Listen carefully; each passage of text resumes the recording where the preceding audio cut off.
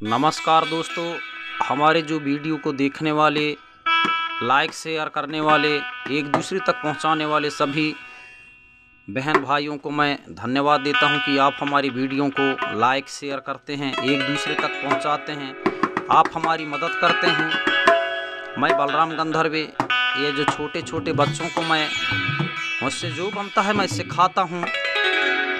जैसे कि बीच में मैं पंकज सारथी, गुलशन गंधर्वे, दीपक सारथी को ऐसे छोटे छोटे बच्चों को बजवा करके वीडियो पहुंचाया हूं।